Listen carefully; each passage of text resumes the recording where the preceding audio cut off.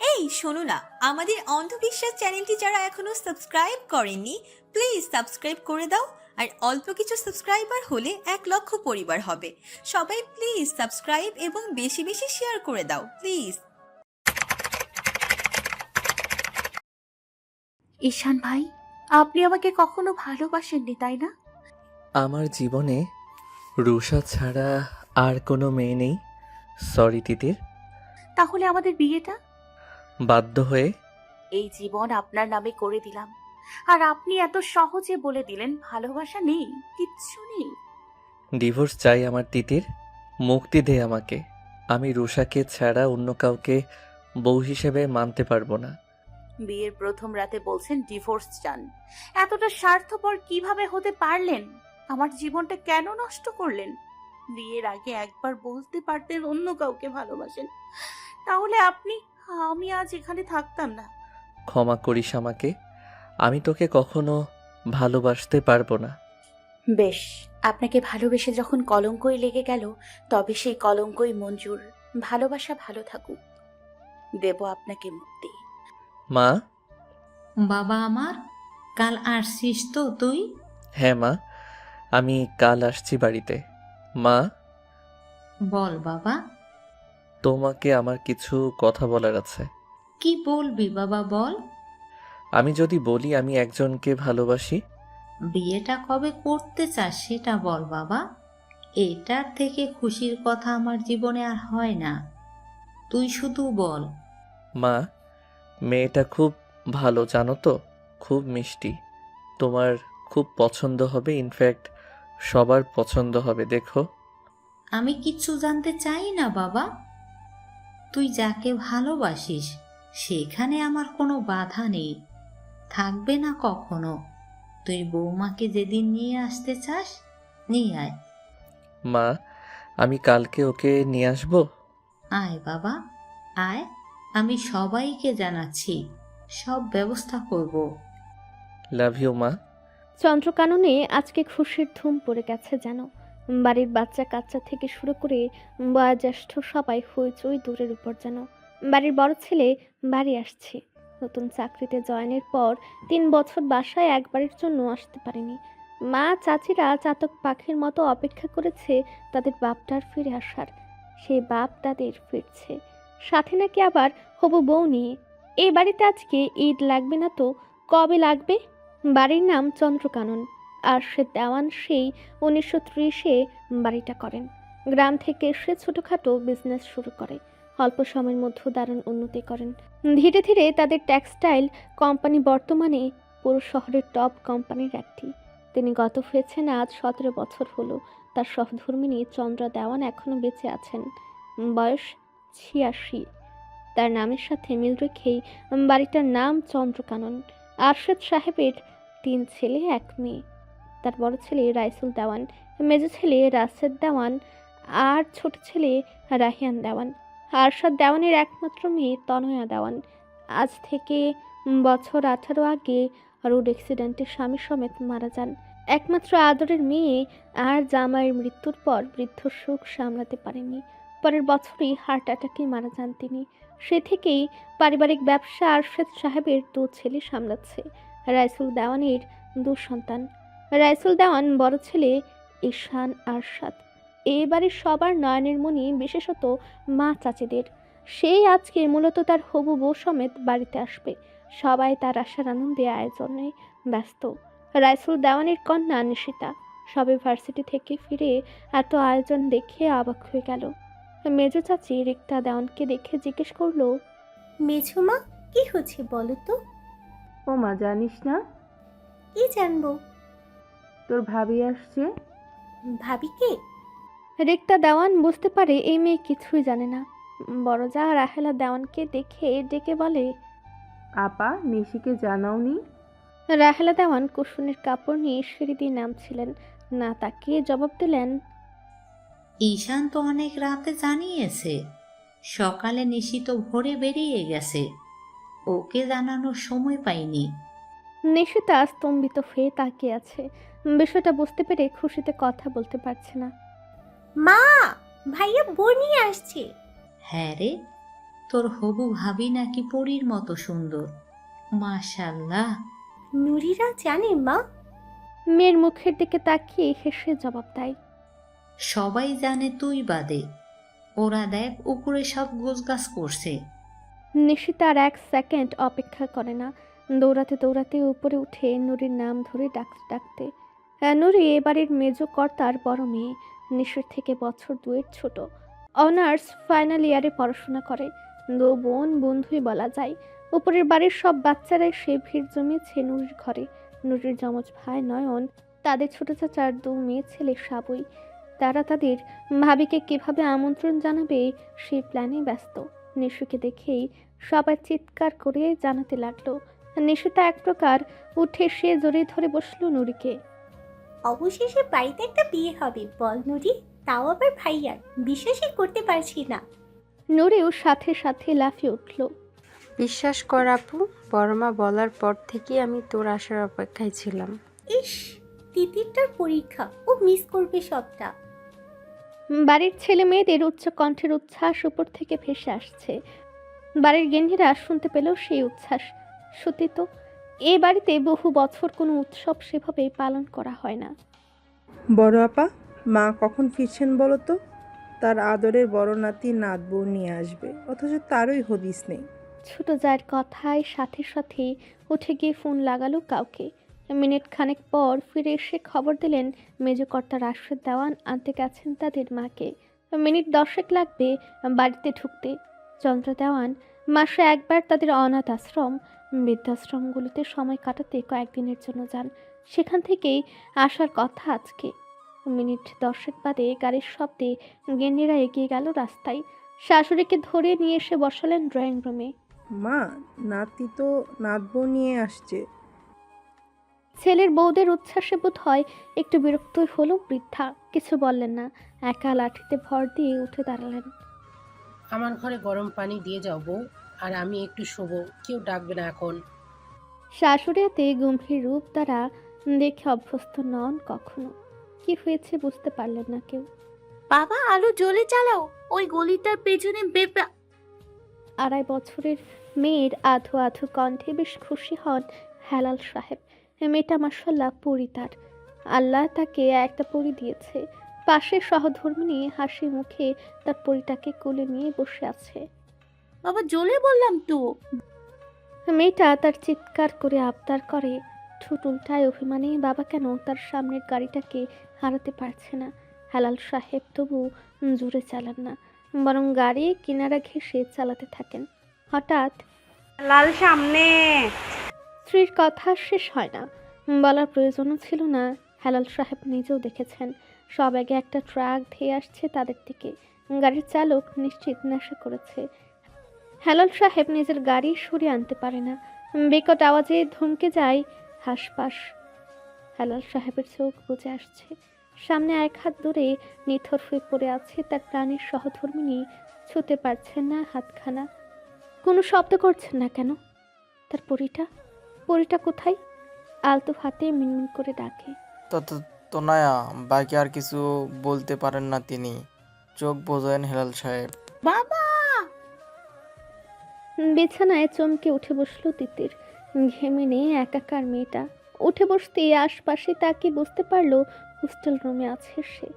আবারও সে দুঃস্বপ্নে ঘুম ভাঙলো তার। চোখ মুখ মুছলো, বসলো, ঘুমের মধ্যেও কাঁদছিল। বিছানা ছেড়ে উঠে চোখ মুখে পানি দিয়ে আয়নার সামনে দাঁড়ায়। চোখ মুখ ফুলে আছে। এই 20 বছরের জীবনে এই একই স্বপ্ন সে বহুবার দেখেছে। সামনে খুব তীব্র আলো, সেখানে হারিয়ে যাচ্ছে তার বাবা মা। প্রতিবারই এই বাবা বলে চিৎকার করতে করতে ঘুম ভাঙে তার। তিতিরের চোখে পানি টলমল করতে থাকে। বাবা মায়ের চেহারা তার মনে পড়ে না, ছবি দেখে যতটুকু মনে গেঁথেছে আর কি। চোখ মুছে পড়ার টেবিলে বসে। বাড়ির জন্য মন খারাপ করছে। বাড়িতে নাকি কিসের অনুষ্ঠান। মামারা মামুনিরা ভাই বোন সবাই ফোনের উপর ফোন। সেও তো যেতে চায়, কিন্তু পরীক্ষাটা এমন সময়ে কিছুতেই বাড়ি যেতে পারছে না সে। বই খুলে পড়ায় মন দেওয়ার চেষ্টা করে, না, বসছে না। বই বন্ধ করে হোস্টেলের ছাদে চলে আসে। আজ মনটা দারুণ খারাপ থাকবে সারাটা দিন। মিনুটাও বাসায় গেছে ছুটিতে। ও থাকলে তাও এত খারাপ লাগতেই দিত না। আলতো হাতে চুলগুলো খোপা করে নেয়, রেলিংয়ে হেলান দিয়ে দাঁড়ায়। ঠান্ডা বাতাস বইছে, কোমর ছোঁয়া সিল্কের চুল খুলে পিঠ ছড়িয়ে দেয়। এক হাতে কানে গুজে আকাশের দিকে তাকিয়ে থাকে। মেয়েটা কি জানে তাকে আজ কতটা স্নিগ্ধ লাগছে? সে কি জানে তার ওই এলো চুলগুলো যখন দমকা বাতাসে ওই চোখ মুখ ছেয়ে যায়, তখন একটু দূরেই একটা মানুষের ওই চুলগুলোকে কি পরিমাণ হিংসে করে? সে যখন চুলগুলো আলতো হাতে কানে গুঁজে দেয়, ওই পাশের মানুষটার কি নিদারুণ ইচ্ছে করে মেয়েটাকে ছুঁয়ে দিতে। এই যে সে নিশ্চয়ই ঘুমিয়ে নয়তো কেটে কেটে ছাদে এসেছে। ফর্সা সাদা ফুলো ফুলো চোখ মুখ নিয়ে গাল ফুলিয়ে আকাশের দিকে তাকিয়ে আছে, অথচ আরেকটা মানুষের হৃদয় থমকে গেছে। এই তো মেয়েটার নাকের পাটা ফুলাচ্ছে, ঠোঁট তীর তীর করে কাঁপছে, কেঁদে ফেলতে চাচ্ছে প্রায়। মানুষটারও তো ইচ্ছে করছে আলতো হাতে চোখটা মুছিয়ে বুকের মধ্যে বন্দি করতে মেয়েটাকে। তেতের পেছনে পাশ ফেরার আগে মানুষটা আড়াল হয়। তেতের ওড়নাটা ভালোভাবে গায়ে জড়িয়ে নেমে আসে ছাদ থেকে। দিনের আলো নিভেছে অনেক আগেই। দাওয়ানবাড়ির আশেপাশে আজ প্রতিদিনের থেকে বেশি আলো ঝলমল করছে। এই অসময়েও বাড়ির সব কর্তা ছেলে মেয়েরা আজ যার যার কর্মস্থল থেকে নিরে ফিরে এসেছে। বাড়ির গিন্নিরা সারাটা দিন নানা আয়োজনে ব্যস্ত ছিলেন। চন্দ্রকানন আজ বাড়ির বড় ছেলের আগমনের অপেক্ষায় পথে চেয়ে বসে আছে। কারোর অপেক্ষা যেন ফুরাচ্ছে না। ভাই বোনগুলো এতদিন পর বড় ভাই আসবে, সাথে তাদের নতুন হবু ভাবিকে সাথে নিয়ে হইচই করে বাড়ি মাথায় তুলছে। কর্তারাও তাই। কাজকর্মের ব্যস্ততাকে বুড়ো আঙ্গুল দেখে বাসায় এসে বসে রয়েছেন। তিন ভাই মিলে শ্বশুর হওয়ার জন্য কেমন হতে হবে এই নিয়ে মশকরায় মেতেছেন। তবে এই অতি আনন্দের মাঝেও নেই শুধু দুইজন, চন্দ্রা দেওয়ান আর তিতির। তিতির হোস্টেল থেকে আসতে পারেনি, আর এদিকে চন্দ্র দেওয়ান সকালে সেজে এসেছে, ঘর থেকে বের হননি তিনি। বয়স হওয়াতে তার ঘর নিচতলাতেই, তবে বরাবরই খাওয়ার টেবিলে সবার সাথে আহার করেন তিনি। এটা তার গোটা জীবনের নিয়ম। নড়চড় হতে দেখেনি কেউ সজ্ঞানে। তবে আজ তার ব্যতিক্রম। সারাদিন খাবার বা কোনো প্রয়োজনে সে একবারও ঘরের বাহিরে আসলেন না, আর না তো কেউ ঘরে গেলে ভালো মতো কথা বললেন। এ নিয়ে সবারই চিন্তা আছে, তবে তিনি স্পষ্ট বলে দিয়েছেন তিনি সুস্থ আছেন, তার কিচ্ছু হয়নি। সামান্য বিষয় নিয়ে মাতামাতি না করে যা নিয়ে সবাই ব্যস্ত ছিলেন সেটাই মন দিতে। সবাই এক প্রকার অনিচ্ছা সত্ত্বেও আর ওনাকে ডাকাডাকি করেননি। আগামীকাল ইংরেজি পরীক্ষা। তিতির সে দুপুরের খাবার খেয়ে পড়ার টেবিলে বসেছে। টানা পড়ে এখন কোমর পিঠ ব্যথা করছে। টেবিল ছেড়ে উঠে ফোন চার্জ থেকে খুলে চালু করে। বাড়ি থেকে অসংখ্য কল। তিন মামা, বড় মামুনি, নিশি আপু, নুরি আপু, তাছাড়া নানু আপুর ফোন তো আছেই। এক এক করে সবার সাথে কথা বলা শেষ করে সর্বশেষ ডায়াল করলেন চন্দ্রা দেওয়ানির নাম্বারে। তার নানু আপু যে এত সহজে ফোন রাখবে না তা সে খুব ভালো করেই জানে। কয়েকবার রিং হতে ফোন রিসিভ হলো। ওপাশ থেকে দারুণ গম্ভীর গলা শুনে তিতির একটু হতচকিত হলো। স্বাভাবিক গলায় জিজ্ঞেস করলো, নানু আপু কেমন আছো? নানু, কেমন আছো তুমি? আমি ভালো আছি নানু আপু। তোমার শরীর কি বেশি খারাপ? কণ্ঠ এমন শোনাচ্ছে কেন তোমার? চন্দ্র দেওয়ান চুপ করে থাকে কিছুক্ষণ, দম নিয়ে বলে, আমার কিছু হয়নি নানু। তুমি বাসায় আসলে না আজকে? সবাই কতবার তোমাকে আসতে বললো। তুমি ছাড়া বাসায় কোনো কিছু হয়? ভালো লাগে কারোর? তিতির এপাশ থেকে মুচকি হাসে। সে বুঝে তার নানু আপুর মন খারাপের কারণ। সে তো তার নয়নের মনি, শুধু তার নয় গোটা দেওয়ান পরিবারের নয়নের মনি সে। মামারা, মামুনিরা, ভাই বোনেরা পাগলের মতো ভালোবাসে তাকে। বাবা মানেই এক সেকেন্ডের জন্য বুঝতে দেয় না কেউ। নানুকে আশ্বাস দিয়ে বলে, আবার আর 4টা পরীক্ষা বাদ আছে নানু আপু। শেষ হলেই আমি সেদিনই বাড়ি ফিরবো। তুমি আবার আমার ভাগের সব খেয়ে শেষ করে রেখো না। দাঁত নেই একটাও, তাও তো আমার ভাগের জিনিস তোমার চাই চাই। চন্দ্র দেওয়ান অন্য সময় হলে নিজেও নাতনির সাথে ঠাট্টা মশকরা মজলিস জমিয়ে ফেলতেন। আজ তা করলেন না, বরং শান্ত গলায় বললেন, তাড়াতাড়ি ফিরো নানু, তোমাকে খুব দেখতে ইচ্ছা করছে। তিতিরের মন খারাপ হয়ে যায়। নানুর গলা আজ দারুণ অসহায় শোনাচ্ছে। ফোন রেখে বারান্দায় এসে দাঁড়ায়। আকাশে তারা ঝলমল করছে। ইয়া বড় একটা চাঁদ দেখা যাচ্ছে। আজ কি পূর্ণিমা? হবে হয়তো। রুষা, কোথায় তুমি? আজ সকালে বেরোবার কথা ছিল, এখন সন্ধ্যা 7টা। আমি এত কাহিনী পছন্দ করি না। বাসায় না জানালে আমি এত কিছু মোটেও টলারেট করতাম না। ফোনের ওপাশ থেকে জবাব আসে না। রুষা চুপ করে আছে। মেয়েটার এই এক সমস্যা, ধমক দিলে এমন চুপ করে থাকে। ঈশান বিরক্ত হয়। Are you there Rusha? চুপ করে আছো কেন? ঈশান, আমি যেতে পারবো না। মা বাড়ি থেকে কল করেছিল, বাবার শরীরটা ভালো না, আমাকে বাড়িতে রওনা দিতে হবে। ভাইয়া নিতে আসছে, তোমাকে বলার সাহস পাচ্ছিলাম না। What nonsense! সাহস পাচ্ছিলে না মানে কি রুষা? এই তো তুমি রেগে যাচ্ছ, এটার জন্যই। ঈশান এবার সত্যি রেগে যায়। হুম, আমি আমার সাথে না যাওয়ার জন্য রাগ করছি না। আমাকে ভরসা করে সমস্যাটার কথা না বলার জন্য রাগ করছি। তোমার ভাইকে আসতে হতো না, আমি তোমাকে বাড়ি পৌঁছে দিতাম। ইটস ওকে, সাবধানে যেও। ঈশান ফোন ছুড়ে দেয় বিছানার দিকে। মেজাজ খারাপ হচ্ছে তার। বাড়িতে সবাই আশা করে বসে আছে সবার মনটা খারাপ হবে। এইসব কারণে সে এসব সম্পর্কে বিয়ের সাথে অপছন্দ করত। রুষার সাথে সম্পর্কটা টক্সিক একটা সম্পর্ক। দোষ তার নাকি মেয়েটার বুঝে উঠতে পারে না। যদি বারবারই সে দোষ নিজেকেই দেয়, সম্পর্কে জড়ানোটাই তার সিদ্ধান্ত একদম ছিল না। বলা যায় রুষার পাগলামির জন্য সম্পর্কে জড়ানো। বরাবরই নিজের গুড লুক আলফা ক্যারেক্টারের জন্য কলেজ ভার্সিটির সব মেয়ের হার্ট থ্রব ছিল ঈশান আরশাদ দেওয়ান। আর রুষা মেয়েটাও তার ব্যাচমেট। সুন্দরী, বুদ্ধিমতী, মেধাবী একটা মেয়ে। রুষা সে একই স্টাডি গ্রুপে ছিল। আর রুষায় প্রথম দিন থেকে পাগল ছিল ঈশানের জন্য, আর বাকি 5টা মেয়ের মতোই। তবে মেয়েটা যথেষ্ট ভদ্র, মার্জিত হওয়া বলা বাহুল্য, তার প্রতি ঈশানের একটা সফট কর্নার ছিল। তবে সম্পর্ক, ভালোবাসা এসব তার কখনো মনে আসেনি বোধ হয়। তবে রুষাকে একটা বাজে পরিস্থিতি থেকে বাঁচাতে তাদের সম্পর্কের একটা নাম দেওয়া। ভেবেছিল ঝামেলা শেষ হলে রুষা বুঝে যাবে ঈশানের মনে ভালোবাসা নেই, বা শুধু পরিস্থিতিতে পরে কাপল হওয়া, তখন ঠিক হয়ে যাবে সবটা। তবে সেটা হয়নি। আর রুষায় ছাড়েনি তাকে কখনো। একটা সময় পর ভালোবাসা তৈরি হয়ে গেছে বোধ হয়, নাকি হয়নি সে আজও বুঝে ওঠে না।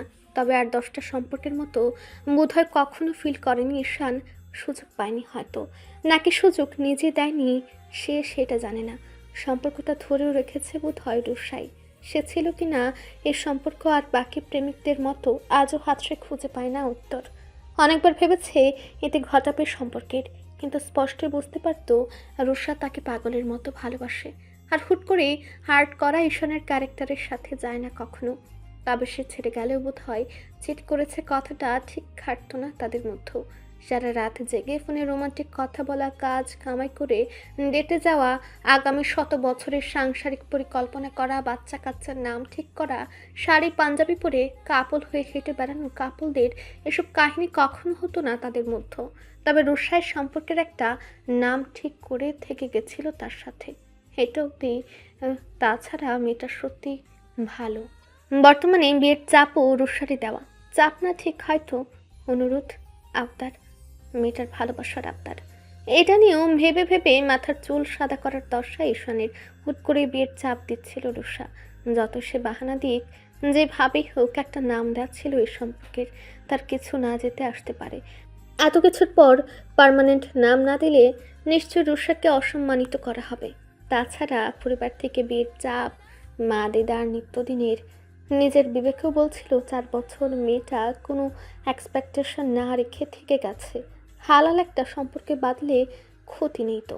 আর তাছাড়া মেয়েটা চলে গেলে এখন ঈশানও বোধ হয় কষ্ট পাবে। পাবে কি? দেবদাস হওয়া তার সাথে যাবে না, তবে ইগো যেমন হার্ট হবে, কোথাও না কোথাও ব্যথা একটু হবে হয়তো। ঈশান গা এলে দেয় সোফায়, ফোন হাতে নেয়। বাড়িতে জানানো দরকার। আজ রাতে আর রওনা দিতে ইচ্ছে হচ্ছে না। এত দূর ড্রাইভ করতে ক্লান্ত লাগছে।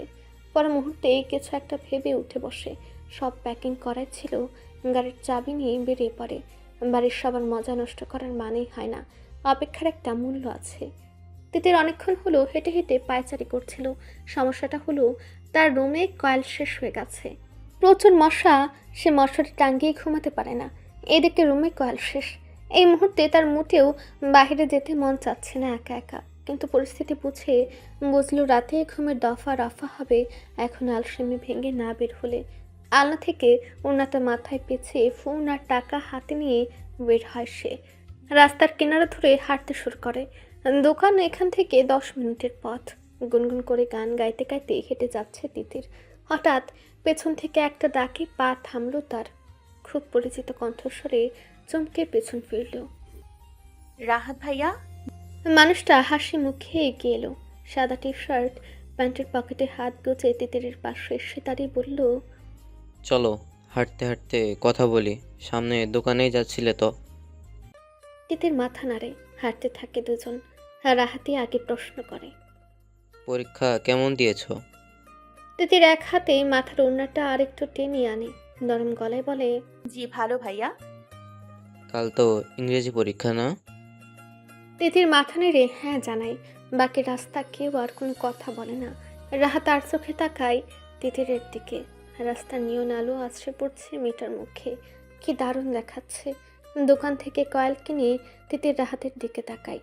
জিজ্ঞেস করে, আপনি এখন ফিরবেন? হ্যাঁ চলো। আর রাহাত তিতিরের সাথে আবার ফিরতে থাকে। সে খানিকটা অবাকই হয়। রাহাতও তো নিশ্চয়ই কিছু কিনতে এসেছিল। কই, কিনল না তো। কিন্তু জিজ্ঞেস করা হয়ে ওঠে না। আর রাহাত তার 8 থেকে 9 বছরের বড়। তার ভার্সিটিরও সিনিয়র ছিল। বর্তমানে তার হোস্টেলের পাশের ফ্ল্যাটে ভাড়া থাকেন নিজের মা আর ছোট বোনকে নিয়ে। আর রাহাত তাদের হোস্টেলের 1 তলা থেকে 13 তলা অবধি মোটামুটি সব মেয়েদের ক্রাশ। রাহাতের অবশ্য তা নিয়ে মাথা ব্যথা মোটেও নেই। কখনো কোনো মেয়েকে পাত্তা দিতেও কেউ দেখেনি। তবে তিতির বেশ অবাক হয় যখন হার হামেশাই রাহাত ভাই তার খোঁজ খবর রাখে। এই যেমন আজ তাদের রাতের বিষয়টা। তিতির হালকা হলেও বুঝতে পারছে রাহাত ভাই হয়তো তার জন্যই বেরিয়েছে। আবার কাকতালীয় হতে পারে বই কি। তার প্রতি রাহাত ভাইয়ের আলাদা কিছু অবশ্য হোস্টেলের বাকি মেয়েদেরও নজর এড়ায় না। তিতির অবশ্য এত গভীরে কখনো ভাবেনি। ভাবার ইচ্ছা হয়নি আর কি। কেন হয়নি এইটাও জানে না সে। মিনুটা দিনের মধ্যে সবার ঘ্যান ঘ্যান করে এটা নিয়ে। সে নিজেও ভাবতে চেয়েছে হয়তো তিতির হোস্টেলের সামনে চলে এসেছে ইতিমধ্যেই। ভাইয়া আসি তাহলে। আর রাহাত মাথা নাড়ে। যাও, বেশি রাত জাগার দরকার আর একা একা মাঝরাতে ছাদে ওঠার দরকার নেই। তিতির চমকে তাকায়। আপনি জানলেন কি করে? রাহাত উত্তর দেয় না। হালকা হেসে পকেটে 2 হাত রেখে হাঁটা দেয় তার ফ্ল্যাটের দিকে। রাত্রির 11:15। দেওয়ানবাড়ির আলো আজ এখনো নিভেনি। ছোটরা ক্লান্ত হয়ে এদিক ওদিক শুয়ে পড়েছে নিশির রুমে। শুধু নিশি, নুরি আর নয়ন জেগে আছে এখনো। ওদিকে বাড়ির বড়রা সকলে অপেক্ষা করে আছেন ঈশানের ফেরার। ঈশান সন্ধ্যারাতে কল করে জানিয়েছে একটা কাজে আটকে গেছিল, এর কারণে রওনা দিতে দেরি হয়েছে। এও বলেছে বাড়ির সবাই যেন ঘুমিয়ে পড়ে, আসতে বেশ রাত হবে। কষ্ট করে এত রাত জাগার দরকার নেই। বাড়ির কেউ সেটা শুনলে তবে তো। বাড়ির বড় ছেলের বউ আসবে আর এতটুকু অপেক্ষা তারা করবে না, এটা হয় নাকি? টেলিভিশনের সাউন্ড একটু কমিয়ে রাইসুল সাহেব স্ত্রীর দিকে তাকালেন। তার স্ত্রী রাহেলা দেওয়ান তখন পাশের সোফায় বসেছিলেন। জানি শুনছো, ঈশানকে একটা ফোন করো, কত দূর আসলে ওরা জিজ্ঞেস করো, আর আমাকে 1 কাপ চা দাও। রাহেলা ওঠার আগে বাড়ির ছোট বউ রিনা উঠে এগিয়ে গেল রান্নাঘরের দিকে।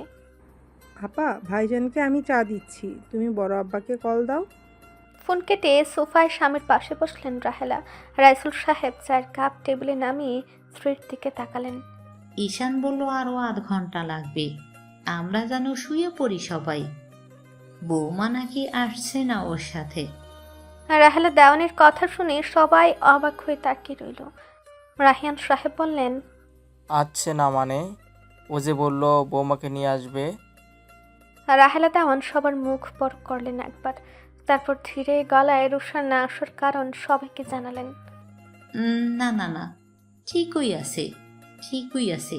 তাই তো, আসতো তাহলে বৌমা আসতে পারবে না? কিভাবেই বা আসতো? না না না, বাবার কাছে গিয়েই ভালো করেছে। আমাদের সাথে তো ইনশাআল্লাহ ধীরে সুস্থ দেখা করা যাবে। কিন্তু ঈশানের তো উচিত ছিল মেয়েটাকে পৌঁছে দিয়ে আসা, একটু বৌমার বাবার খোঁজ নিয়ে আসা। কি যে করে না ছেলেটা। রাইসুল সাহেব কথাটা বলতে বলতে উঠে দাঁড়ালেন। আবার সবার দিকে একবার তাকিয়ে বললেন, শুয়ে পড়ো তোমরা, ঈশান ফিরতে ফিরতে আরও রাত হয়ে যাবে। সকালে কথা বলে নিও। এখন তোমাদের জেগে থাকতে দেখলেই ও বরং রেগে যাবে। রাইসুল সাহেবের কথায় মাথা নাড়ল সকলে। যে যার যার মতো রুমে গেল সবার। রাহেলা দেওয়ান গেলেন না। তিনি বসে রইলেন সোফার টিভির দিকে তাকিয়ে। ছেলে আসতে দেরি হবে বলে সে গিয়ে ঘুমিয়ে পড়বেন সেটা তো হয় না। ঈশানের গাড়ি এসে দেওয়ান বাড়ির সামনে থামলো। রাত আড়াইটায়। রাহেলা দেওয়ানের চোখ একটু আগেই প্রায় লেগে এসেছিল। কলিং বেল বাজতেই ছুটে এলেন খুলে দেওয়ার জন্য। দরজা খুলে ছেলেকে জড়িয়ে ধরলেন। মা, তুমি এখনো ঘুমাওনি? রাহেলা দেওয়ান চোখ মুছলেন। ছেলের মুখে হাত বুলিয়ে হাত ধরে টেনে ভেতরে নিয়ে এলেন। তুই আসবি বলেছিস, আর আমি পড়ে পড়ে ঘুমোবো? অপেক্ষা করব না? এটা কখনো হয়েছে? ঈশান জানতো এমনটাই হবে। আজ কতগুলো দিন পর মাকে দেখছে সে। কতদিন তোমার হাতের রান্না খাই না বলো তো মা? খেতে দাও আগে, বাকি কথা পরে হবে। তুই হাত মুখ ধুয়ে নে, তোর রুম গোছানো আছে। যা, রুমে যা, আমি খাবার গরম করছি, উপরে নিয়ে আসবো খাবার। ঈশান মাথা নেড়ে না করে মাকে। হুম, আমি আসছি নিচে। রাহেলা দেওয়ান রান্নাঘরের দিকে গেলে ঈশান নিজের রুমে চলে আসে। প্রায় 2 বছর বাড়িতে আসা হয় না। আর রুমে ঢুকেই মুচকি হাসল সে। বরাবরের মতো রুম তার গোছানো, যেমনটা সে রেখে গিয়েছিল। সে না থাকলেও তার মাঝে সবসময় তার রুম গুছিয়ে রাখবে তা সে ভালো মতোই জানে। তিতির গভীর ঘুমে মগ্ন, তবে কিছু একটা স্বপ্নে দেখে বারবার কেঁপে কেঁপে উঠছে। জানালা খোলা, বাড়ির বাতাসে পর্দা উঠছে এলোমেলো ভাবে, সাথে খুলে রাখা চুলগুলোর মুখে উপরে এসে পড়ছে বারবার। হঠাৎ ঘুম ভেঙে গেল তার। চোখ পিটপিট করে তাকালো, ঘেমে গেছে। বাজে স্বপ্ন দেখেছিল বরাবরের মতোই। হাত বাড়িয়ে ফোন হাতে নিয়ে সময় দেখল। রাত 3টা বাজে। রাতে প্রায় রোজ ঠিক এই সময়টাতেই বাজে স্বপ্ন দেখে বিচ্ছিরি অবস্থা হয় তার। অথচ আজ সেরকম হওয়ার আগেই ঘুম ভেঙে গেল। উঠে বিছানায় বসলো সে। কারোরটা টের পেল, কারোর খালি গলায় গানের আওয়াজ ভেসে আসছে খুব কাছ থেকে। এই শব্দ কানে যাওয়াতেই অবচেতন মনে ঘুম ভেঙে গিয়েছে। যেই গাক তার প্রতি দারুণ কৃতজ্ঞতা বোধ করলো তিতির। রোজ রাতে এমন সময় গাইলে মন্দ হয় না নেহাত। বারান্দার দিকে উঠে আসলো। শব্দ পাশের কোনো ফ্ল্যাট থেকে আসছে। খোলা চুলেই পর্দা ঠেলে বারান্দায় এসে তাকালো আশেপাশে। কোথাও কাউকে দেখা গেল না এখন। গানটা থেমে গেছে এতক্ষণে। বাতাসের ছাপটায় চোখ মুখ কুচকে আসছে তার। দীর্ঘশ্বাস ফেলে আকাশের দিকে তাকালো সে। খোদার কাছে অভিযোগ জানানোর মতো কিছু নেই তার। বাবা মাকে কেড়ে নিলেও সে অভাব তার মামা মামি পরিবার কখনো বুঝতে দেয়নি। তবু মাঝে মধ্যে দারুণ অভিযোগ করতে ইচ্ছে হয়। কেন? এ যেমন এখন ইচ্ছে হচ্ছে। গিটার বিছানার উপর রেখে বারান্দার দরজায় হেলান দিয়ে দাঁড়িয়ে রইল রাহাত। তার রুম অন্ধকার, আশপাশও অন্ধকার, তবে চাঁদের আলোয় পাশের 2 হাত দূরে বারান্দায় দাঁড়ানো মেয়েটাকে দাঁড়ান মায়াবী লাগছে। মিনুর কাছে সেদিনই শুনেছে রাতে তিতিরের রোজ রোজ দুঃস্বপ্ন দেখার কথা। আকাশ পাতাল ভেবেছে থেকেই মেয়েটাকে শান্তি দেওয়া যায় কিভাবে। একবার তো ইচ্ছে হচ্ছিল সব জড়তা কাটিয়ে মেয়েটাকে ঘরের বউ করে আজই নিয়ে আসতে, বুকের মধ্যে চেপে ঘুম পাড়াবে। হে জীবন কোনো দুঃস্বপ্ন, আর মেয়েটাকে স্পর্শ করতে পারবে না। কিন্তু এখনই তো সেটা সম্ভব নয়।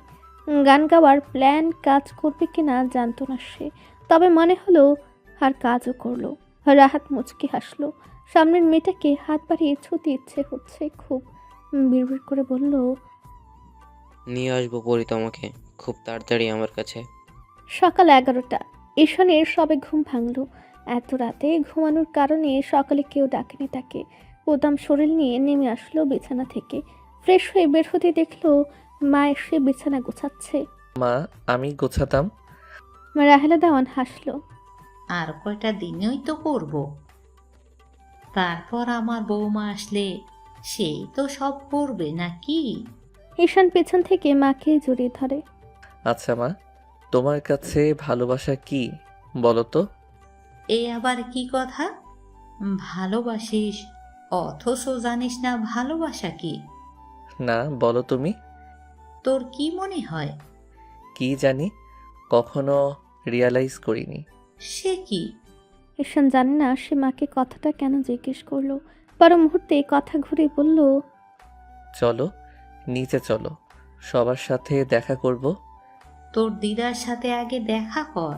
কাল থেকে বোধহয় শরীরটা খারাপ, রুম থেকে একবারও বের হয়নি।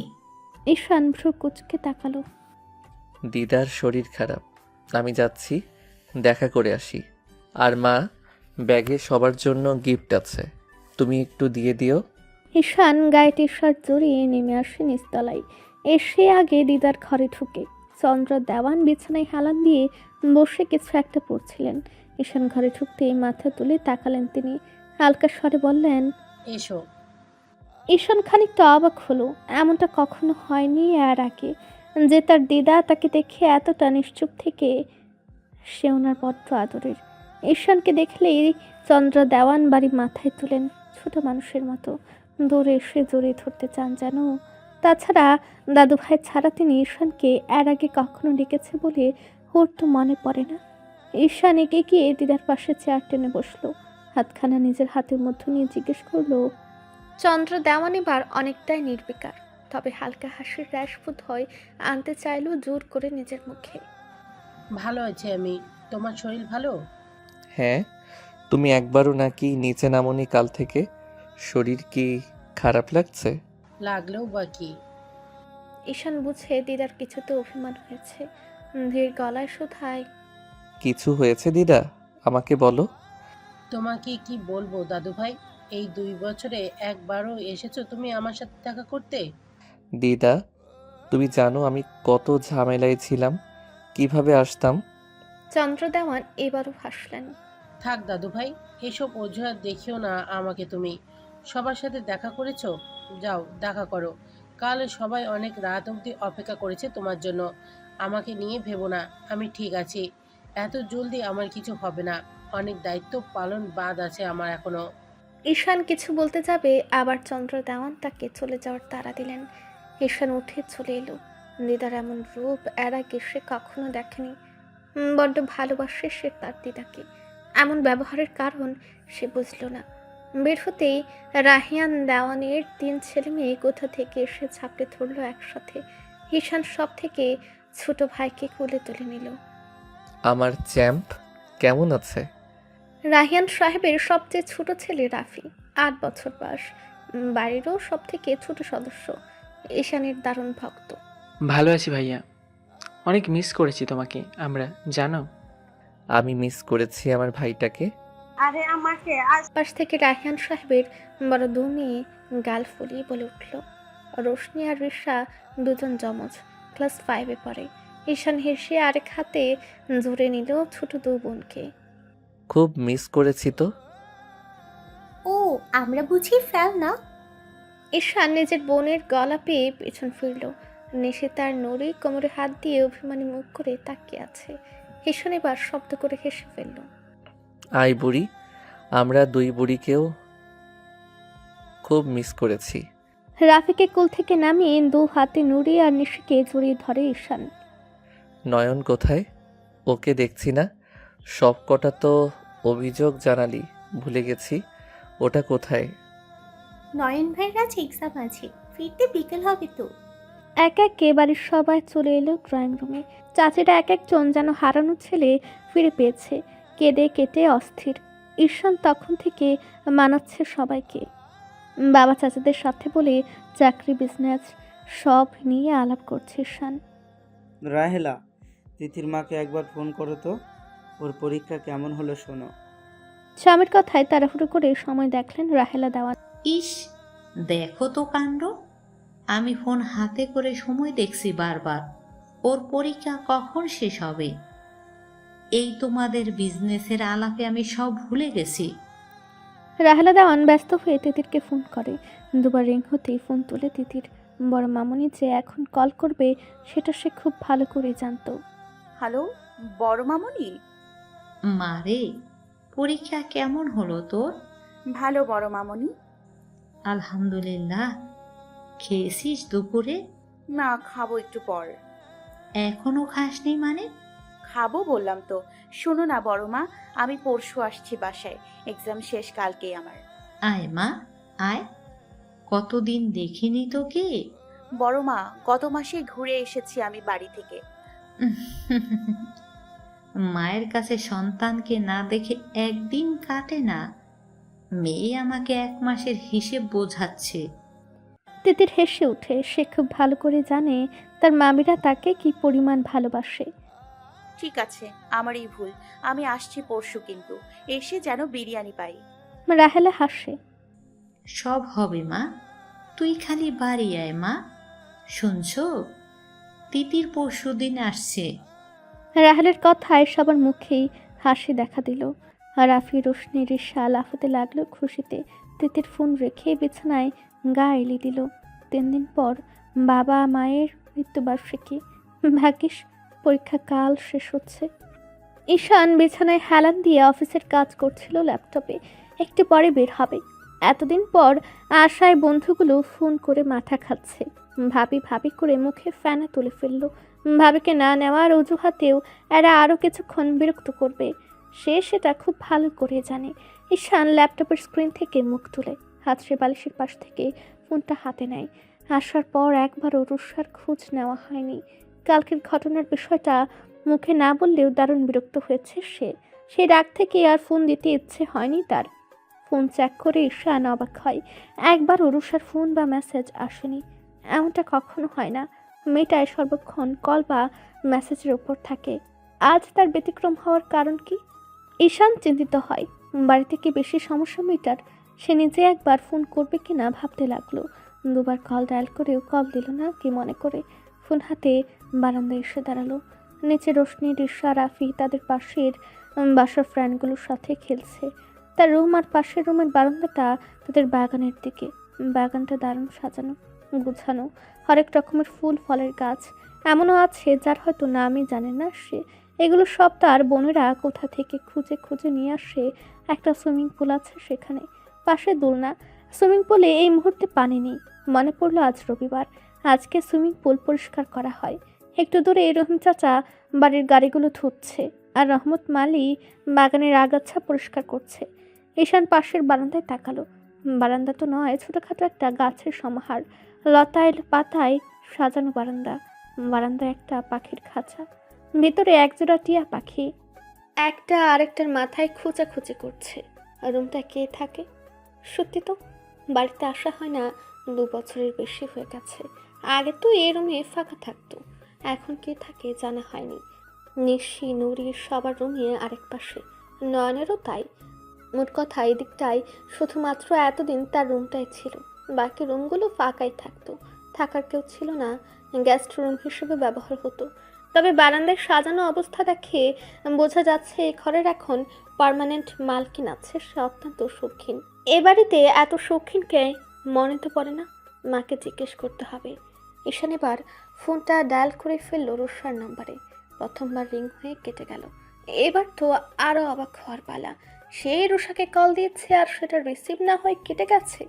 এই জন্মে সেটা হয়েছে বলে তো মনে পড়ে না। ভ্রুকুচকে তাকিয়ে রইল নিজে ভাই বোনগুলোর খেলার দিকে। রুষাকে এসে ভালোবাসে না, তাহলে কেন বিয়ে করতে রাজি হয়েছে সেটাও বোঝে না মাঝে মধ্যে। কারণ প্রেমিক প্রেমিকার চাহিদা সে কখনো রুষার মধ্যে ফিল করেনি। রুষা কাছে আসতে চেয়েছে বহুবার, এমনও হয়েছে সে নিজেও চেয়েছে কাছে যেতে। ভেবেছে একবার কাছাকাছি আসলে হয়তো ফিল করতে পারবে মন থেকে, কিন্তু মন সায় দেয়নি। অন্যায় হবে একটা মেয়ের সাথে, অসম্মান করা হবে এতে। আর সেটা যদি হয় ভালোবাসা অনুভব না করে, তাহলে তো আরও। এবার ফোনের শব্দে তাকালো রুষার কল। স্বাভাবিকভাবেই কলটা ধরল ঈশান। হ্যালো। ওপাশ থেকে অত্যন্ত ধীরে উত্তর আসলো। ঈশান। Rusha, are you there? কেমন আছো ঈশান? আমি ঠিক আছি, তুই ঠিক আছিস? তোর বাবা এখন কেমন আছে? বাবা ভালো আছেন মোটামুটি। রুষা খানিকটা দম নিল যেন, তারপর আবারও মৃদু স্বরে ডাকলো। ঈশান। বল, শুনছি।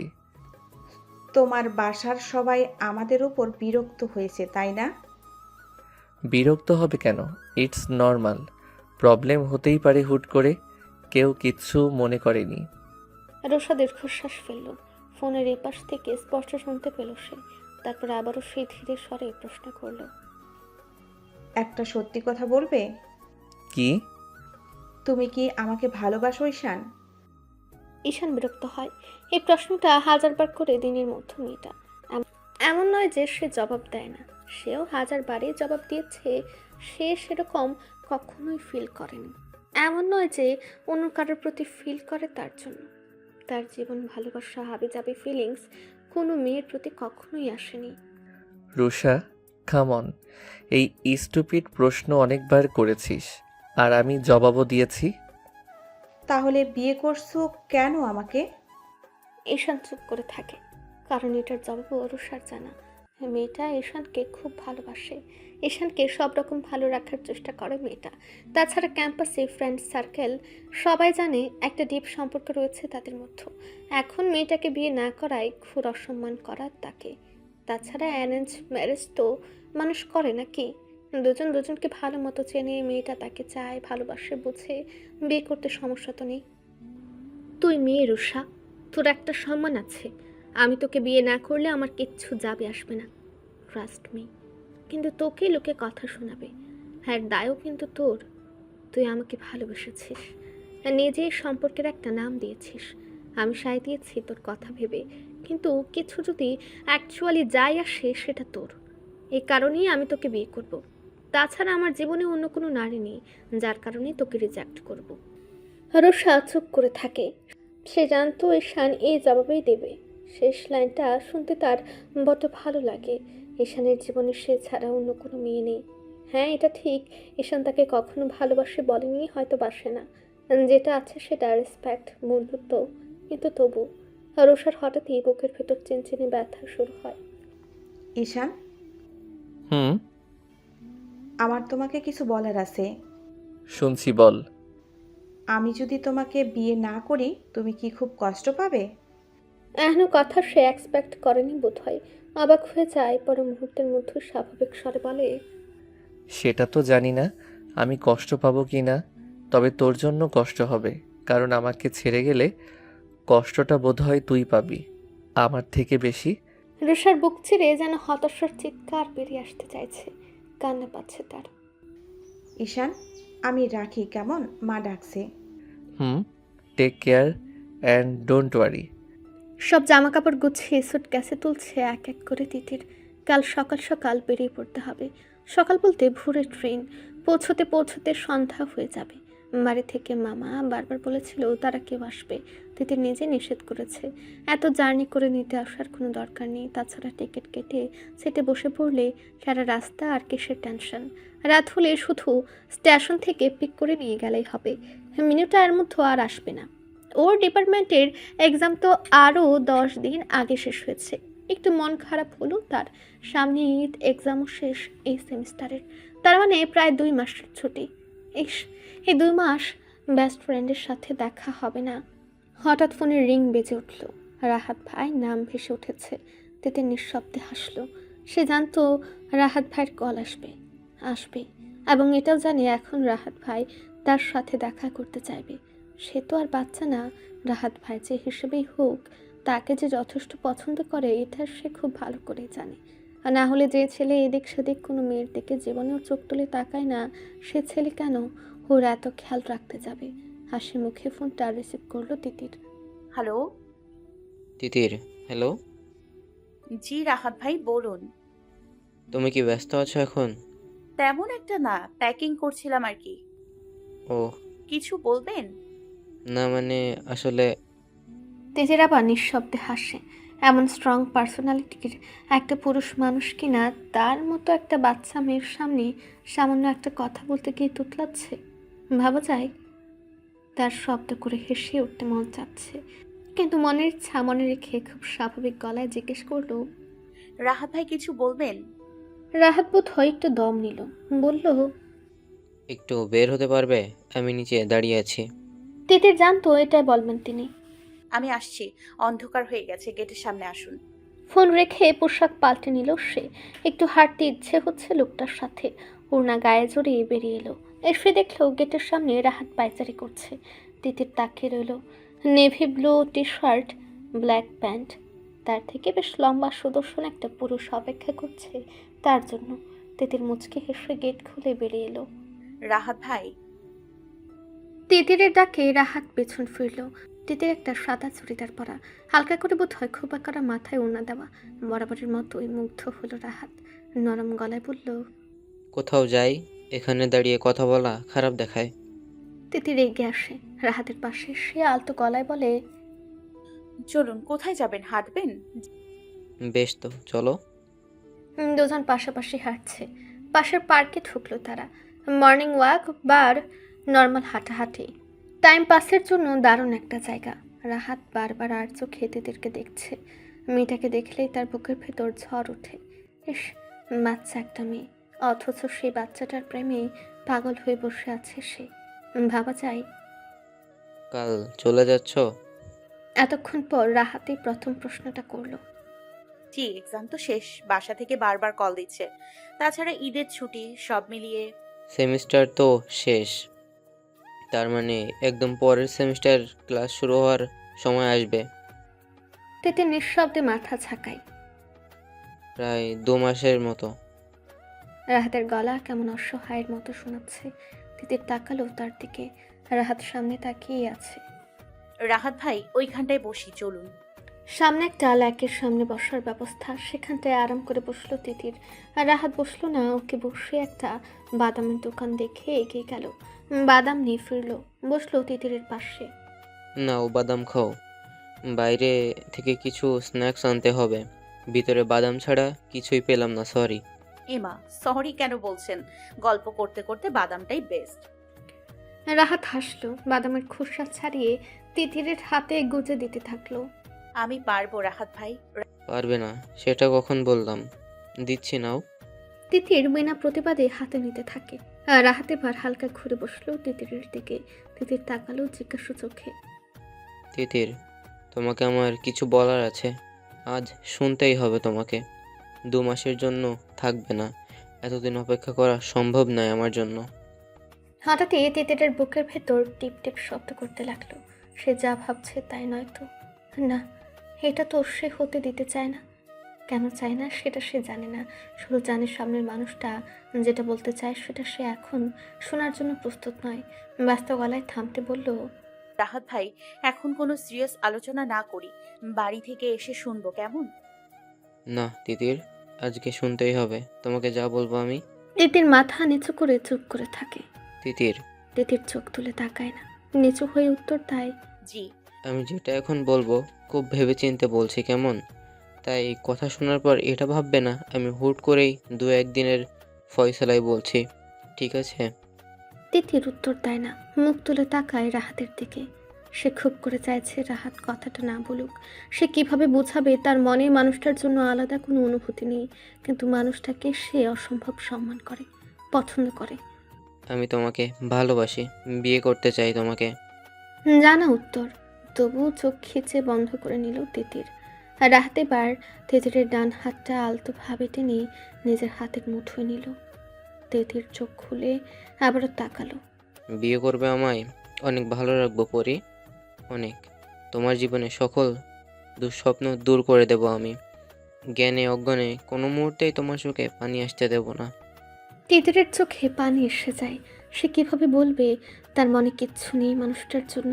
সে হাত সরিয়ে নেয় না, বরং অন্য হাতটা রাখে রাহাতের হাতের উপর। তিতিরের স্পর্শ পেয়ে আশা নিয়ে তাকিয়ে থাকে রাহাত। রাহাত ভাই, আপনি অসাধারণ একজন মানুষ। আপনার মতো মানুষ আমার জীবনে আসেনি এর আগে। আমি আপনাকে খুব সম্মান করি, আপনার সিদ্ধান্তকেও, কিন্তু আমার সম্পর্কে আপনার কিছু জানা দরকার। রাহাত আগ্রহ চোখে তাকিয়ে থাকে তিতিরের পরের কথা শোনার জন্য। আমার বাবা মা নেই রাহাত ভাই, আমি এতিম। কিন্তু কথাটা বলা উচিত নয় আমার, আমি বলিও না, কারণ বাবা মার অভাব আমার 3 মামা মামুনিরা কখনো বুঝতে দেয়নি। বাবা মায়ের মতো করে আগলে রেখেছে আমার 3 বাবা মা। বিশাল পরিবার আমার। আমার নানু আপু এখনও বেঁচে আছেন। তিনি আমাদের জন্য যা সিদ্ধান্ত নেন আমরা সেটাই মেনে নিই। তারা আমার জন্য অনেক করেছে, অনেক করেছে মানে সবই তারা। আমি তাদের মতামত ছাড়া, সম্মতি ছাড়া 1 পাও চলতে পারবো না। এমন নয় তারা আমাকে বাধা দেবে, দেবে না। কিন্তু আমি নিজেই চাই না। আমি চাই না আমার মুখের দিকে তাকিয়ে আমার খুশির জন্য তারা আমার সিদ্ধান্ত জোর করে মেনে নিক। তিতির দম নেই। রাহাত হাতটা শক্ত করে আঁকড়ে ধরে। আমি কি জোর করে মেনে নেওয়ার মতো ছেলে তিতির? আমাকে মানতে পারবে না তারা? আমি সেটা বলিনি রাহাত ভাই, কথাটা শেষ করতে দিন। বললাম তো আমি আপনার সিদ্ধান্তকে সম্মান করি, কিন্তু আমার এখানে কিছু বলার নেই। আপনি আমার পরিবারকে জানান। বিয়ে করতে চান বললেন, তাই তো? প্রস্তাব দিন আপনার পরিবার নিয়ে। তারা যদি সম্মতি দেয় আমি হাসি মুখে বিয়ে করব আপনাকে, কথা দিলাম। রাহাত হাসলো, হাতটা ছাড়লো না, নিজের হাতের মুঠোয় নিয়ে বলল, বেশ, তো তোমার সব কথাই সই। যেটা বলবে সেটাই হবে। কাল বাড়ি যাও। আমার মা হজে গিয়েছেন, তিনি সামনের মাসেই ফিরলে আমি আমার পরিবার নিয়ে যাব তোমায় চাইতে। তখন কিন্তু মানা করতে পারবে না। করব না মানা। চলুন এখন, গেট লক করে দেবে দেরি হলে। আর হাতটা। রাহাত হাত ছেড়ে দিল ব্যস্ত হয়ে, মাথা চুলকালো। চলুন ম্যাডাম, আজকে হাত ছেড়ে দিচ্ছে, কিন্তু একদিন গোটা জীবনের জন্য হাতটা ধরবো। আর ছাড়াছাড়ি নেই কিন্তু। তিতির শব্দ করে হেসে উঠল। রাহাতের মনে হলো সাগরের ঢেউয়ের মধুর শব্দ বয়ে গেল মাত্র।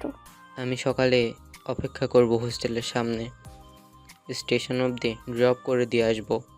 না করলে শুনবেন না জানি, তাই না করলাম না। ঠিক আছে।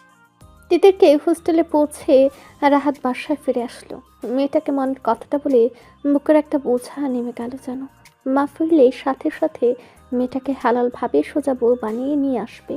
রাহাত খুব ভালোভাবে বুঝতে পারছে এই তিতিরকে ছাড়া এ জীবন তার চলবে না, অসম্ভব। ভোর 5:13 কমলাপুর রেল স্টেশনে দাঁড়িয়ে আছে তিতির আর রাহাত। 5:30 তার ট্রেন। বেশ কিছুক্ষণ আগেই পৌঁছেছে দুজন। রাহাত বারবার বলেছে সে পৌঁছে দিয়ে আসতে চায় তিতিরকে। তিতিরের সাথে এত জিনিসপত্র, মেয়েটা একা সব ম্যানেজ করতে পারবে বলে রাহাতের মনে হচ্ছে না। আমি তোমার স্টেশন অবধি যাই কেমন? এত জিনিসপত্র তুমি নিতে পারবে না। তিতির হাসি মুখে তাকায় রাহাতের দিকে। রাহাত ভাই, আপনি অযথা এত চিন্তা করছেন। জিনিসপত্র তো তুলেই দিয়ে যাচ্ছেন। তুলতে তো আর আমার সমস্যা হলো না। আর রইল বাকি মানানোর কথা, সেটাও সমস্যা হবে না। আমার ফ্যামিলি মেম্বাররা অপেক্ষা করবে স্টেশনে, তারা নামিয়ে নেবে। আপনি এত টেনশন করবেন না। তিতিরের কথায় রাহাত মোটেও ভরসা পাচ্ছে না। টানা 14 থেকে 15 ঘন্টার ট্রেন জার্নি, নিশ্চয়ই পৌঁছাতে সন্ধ্যা হবে। আরও রাতও হওয়ার দারুণ সম্ভাবনা রয়েছে। একা একটা মেয়েকে এভাবে এসে কী করে একা ছেড়ে দেবে? রাহাত আবারও ব্যস্ত হয়ে বোঝাতে যায় তিতিরকে। সেটা তো বুঝলাম তিতির, কিন্তু তোমার তো পৌঁছাতে অনেক রাত হয়ে যাবে। একা একা। রাহাত কথাটা শেষ করতে পারে না, তার আগেই তিতির আবার বলে ওঠে, আপনি অযথা এত টেনশন করছেন রাহাত ভাই। একবার ট্রেনে উঠে পড়লে আর কিসের সমস্যা? আপনি প্লিজ টেনশন করবেন না। তাছাড়া আজকে কাল আপনার চাকরির ইন্টারভিউ আছে, আর আপনি আমার সাথে সময় নষ্ট করছেন। এটা কিন্তু ঠিক নয়। ভালো চাকরি না করলে কিন্তু আমাকে বিয়ে দেবে না। বলে রাখলাম কিন্তু। রাহাত মাথার পেছনে হেসে হাত দেয়, শব্দ করে হেসে ফেলে তিতিরের কথায়। তা ঠিক, ম্যাডামকে ঘরে তুলতে আমায় অবশ্যই যোগ্য হতে হবে। বেশ, গেলাম না আজ, তবে আমাকে কিন্তু সময় মতো আপডেট দিতে হবে কতদূর পৌঁছালে। তিতির একগাল হেসে মাথা নাড়ল। দেব। কথার মাঝে ট্রেনের শব্দ শুনতে পাওয়া গেল। ট্রেন চলে এসেছে। কুলি ঠিক করাই ছিল দুজন। রাহাত আর দুজন কুলি মিলে তিতিরের সব মালপত্র সঠিক কামরায় পৌঁছে দিল। তিতিরকে সঠিক সিটে বসিয়ে রাহাত বেরিয়ে এলো, দাঁড়ালো তিতিরের জানালার কাছে। চোখ ছলছল করছে মানুষটার। তিতিরের দারুণ মায়া হলো এবার। এখানে আসার পর সেই প্রথম দিনেই পরিচয় হয়েছিল রাহাতের সাথে তার। তখন তিতির হাই স্কুলে আর রাহাত ভার্সিটিতে। তারপর থেকে সব সময় আলাদা কেয়ার করতো সে। কখনো কোনো সমস্যায় পড়তে হয়নি। রাহাতে সামনে নিয়েছে সবটা। রাহাতের বুকের ভেতর দমড়ে মুচড়ে যেতে চাচ্ছে। এমনটা নয় তিতিরের আগে এতদিনের জন্য বাড়ি যায়নি, গিয়েছে, বেশ কয়েকবারই গিয়েছে। তিতিরকে সে ভালোবাসে 6 বছর প্রায়। তিতির যখন এ শহরে আসে, মেয়েটা তারই ভার্সিটির লাগোয়া স্কুলে ক্লাস 9-এ ভর্তি হয়। প্রথম দিনই ভালো লাগে মেয়েটাকে। পরীর মতো একটা মেয়ে, মায়াবী থমকে তাকিয়ে থাকতে মন চায়। তারপর থেকে অনেক বছর কেটে গেছে। তার মেয়েটার প্রতি ভালোবাসা বেড়েছে। মেয়েটা বড় হয়েছে এখন। সে তার ভালোবাসা প্রকাশও করলো। সব কিছু ঠিক থাকলে ইনশাল্লাহ এর পরের বার যখন সেই শহরে ফিরবে তার বউ হয়ে আসবে। তাহলে এত জ্বলছে কেন বুকের ভেতরটায়? মনে হচ্ছে কি যেন একটা নেই, হারিয়ে যাচ্ছে। ইস, খুব করে ইচ্ছে করছে মেয়েটাকে একবার জড়িয়ে ধরতে। কেন মনে হচ্ছে হে বুকটা শান্ত হবে না কোনোদিন, ওই মাথাটা হে বুকের উপর আশ্রয় নেবে না কখনো। প্রিয়তমাকে একবার বুকের উপর চাপটে ধরতে মন চাচ্ছে খুব। মনটা কেন বলছে আলোক বর্ষ দূরত্বে চলে যাচ্ছে তার প্রেয়সী। ছি, কী সব উল্টাপাল্টা ভাবছে। রাহাত কয়েক দফা নিজেকে ধমক লাগায়। তিতির তার দিকে তাকিয়েছিল। জানালার গ্রিলে রাহাতের হাতের উপর হাত রাখল সে। ধীর গলায় বলল, রাহাত ভাই, চিন্তা করবেন না, আমি সাবধানে যাব। রাহাত মৃদু হাসে, হাতের উপর নিজের আরেক হাত রাখে। সাবধানে যাবে, ইনশাল্লাহ আমি আসবো। আমার মাকে নিয়ে অপেক্ষা করবে কেমন? তিতির মাথা ঝাঁকিয়ে সম্মতি দেয়। ট্রেন ছেড়ে দিয়েছে। রাহাত হাত ছেড়ে দূরে সরে দাঁড়ায়। রাহাত অসহায় ছলছল চোখে তাকিয়ে রয়। তিতির হাত নেড়ে বিদায় নেয়। রাহাত চলন্ত ট্রেনের সাথে কয়েক কদম জোর পায়ে হেঁটে আসে। কোনো এক অচেনা বাতাস তার কানে কানে আজ তিতিরকে বিদায় জানাতে নিষেধ করছে। কিন্তু কেন? নিজ থেকে মা চাচাদের উচ্চস্বরে চিৎকার চেঁচামেচির শব্দ তার কানে এসে বিরক্ত লাগছে। অসময়ে অস্বাভাবিক হাঁক ডাকের কারণ বুঝল না ঈশান। ঘুমটা ছুটে গেল। কপাল কুঁচকিয়ে সিলিংয়ের দিকে তাকিয়ে রইল কিছুক্ষণ। বাড়ির সবাই একসাথে মেতেছেটা কি নিয়ে? আজ শুক্রবার, সবাই বাড়িতে। এর জন্য কি? না, তাও তো এত সকালে এত শোরগোল হবার কথা না। বেড সাইড টেবিল থেকে ফোন হাতে নিল। সকাল 9টা। এই বাড়ির ব্রেকফাস্টের টাইম এটা। ছোট বড় সবাই একসাথে ব্রেকফাস্ট করে। তার ক্ষেত্রে বিষয়টা যদিও আলাদা, সে বাড়ি আসার পর একদিনও সময় মতো কারোর সাথে ব্রেকফাস্ট করে উঠতে পারেনি। তাছাড়া চন্দ্র দেওয়ান এই কয়দিনে একদিনও খাবার টেবিলে আসেননি। কারণটা কেউ জানে না। প্রশ্ন করলেও আগের মতোই কিছু হয়নি বলেই কাটিয়ে দিয়েছেন। ঈশান উঠে বসলো বিছানায়। উদম শরীরে ঘাম জমেছে। এসিটা আবার কখন বন্ধ করেছে সে? হাত বাড়িয়ে এসি অন করলো। দু হাতে মাথা ভর্তি চুলগুলো। পেছনে ব্যাগ ব্রাশ করলো কয়েকবার। গায়ের চাদর সরিয়ে উঠে দাঁড়ালো। ফ্রেশ হয়ে নিচে গিয়ে দেখবে সকাল সকাল এত কিসের হই ফুল্লোর। আধ ঘন্টায় ফ্রেশ হয়ে টি শার্ট পরে একদম ফিটফাট হয়ে নিচে নামার জন্য পা বাড়ালো। দরজা খোলার আগেই দরজায় জোরে জোরে করাঘাত পড়তে শুরু করলো। শব্দ শুনেই বোঝা যাচ্ছে বাচ্চাগুলোর কাজ। এগিয়ে সে দরজা খুলে দিল। ঠিকই ধরেছে সে। রোশনি, রিশা আর রাফি দাঁড়িয়ে আছে। তাকে দরজা খুলতে দেখে এক একটা ঝাঁপে পড়ল তার উপর। ঈশান দু হাত আগলে নিল ভাই বোনগুলোকে। নরম গলায় জিজ্ঞেস করলো, বাড়িতে মাছের বাজারের তোরাই নিশ্চয়ই বিক্রেতা? তিনজনের কেউ বুঝতে পারলো না, ফ্যাল চোখে তাকিয়ে রইল। মাছ রান্না হবে না বড় ভাইয়া, মাংস রান্না হয়েছে, বিরিয়ানিও হয়েছে। চিটু আপু আবার মাংস পছন্দ করে। রোশনির কথায় চোখ কুচকে তাকালো ঈশান। কিছু জিজ্ঞেস করার আগেই বাড়ির বড় বিচ্ছু দুটোকে ছুটে আসতে দেখা গেল। নুরি আর নিশিতা একসাথে এসে দাঁড়ালো তিনজনের পেছনে। মুখে একগাল হাসি। তাদের দুজনকে হাসতে দেখে ঈশানও ভ্রু উঁচু করে প্রশ্নাত্মক ভঙ্গি করলো। তিতির আসছে ভাইয়া, ওরা তিতিরের কথাই বলছে। নুরির কথায় বিস্মিত হলো ঈশান। তিতিরের কথাটা ভুলে গেছিল সে। তার যে আরেকটা বোন আছে এটা মাথা থেকে বেরিয়ে গিয়েছিল। মনে থাকতোই বা কীভাবে? একই বাড়িতে থাকলেও বিগত 8 থেকে 10 বছরে তাদের 8 থেকে 10-12 দেখা হয়েছে কি না তা মনে পড়ে না।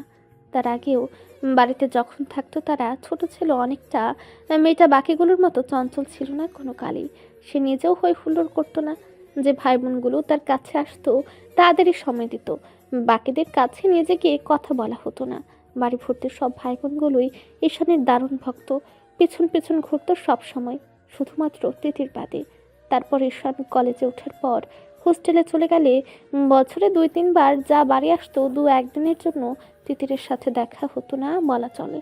এবারেও একই রকমভাবে এসে না দেখে ওর মাথা থেকে বেরিয়ে গিয়েছে তিতিরের ব্যাপারটা। ঈশানের চুপ করে থাকা দেখে নিশিতা এসে হাত ধরে টানলো নিচে যাওয়ার জন্য। ভাইয়া চলো ব্রেকফাস্ট করব। পাশ থেকে নূরে এসে আবদারের গলায় বলল, ভাইয়া আমরা কিন্তু বারবিকিউ আনতে স্টেশনে যাব বলে দিলাম। বড় বাবা নিষেধ করেছে কিন্তু আমরা যাবই, তুমি রাজি করাবে। তিতিরটা দেখতে পুতুলের মতো। বাড়ির সবাই কম বেশি আলাদা আলাদা আদরের নামই ডাকে। কেউ বারবি, কেউ পুতুল, কেউ মনি, সবার ভীষণ আদরের। ঈশানও মাথা নাড়ল। হুম, সবার এত যাওয়ার দরকার কি? কেউ একজন গিয়ে নিয়ে আসুক। তাছাড়া বাড়িতেই তো আসছে, স্টেশনে গিয়ে বসে থাকতে হবে কেন? ঈশানের কথা একজনেরও পছন্দ হলো না। রিশা মুখ ফুলিয়ে জবাব দিল, বারে কাল ছোট আপুর জন্মদিন কি না, বড় বাবা বলেছে রাস্তায় কি একটা প্রবলেমের ছোট আপু ট্রেন আসতে আসতে অনেক রাত হবে। আমরা তো চাচ্ছি রাত 12টা বেজে যাক, আমরা স্টেশন গিয়ে সারপ্রাইজ দেব। ঈশান বিচ্ছুগুলোর প্ল্যান শুনে হতাশায় মাথা নাড়ে। মাথা না আর কিছু, সামান্য সারপ্রাইজ দিতে এরা নাকি চাইছে রাত 12টা বাজুক।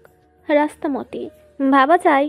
নিশি পাশ থেকে গাঁটটা মারে মাথায় রিশার, ধমক দিয়ে বলে, নিয়মিত ভালোবাসার গল্প শুনতে এবং পড়তে আমাদের অন্ধবিশ্বাস চ্যানেলটি সাবস্ক্রাইব করে পাশে থাকা বেল আইকনটি ক্লিক করুন।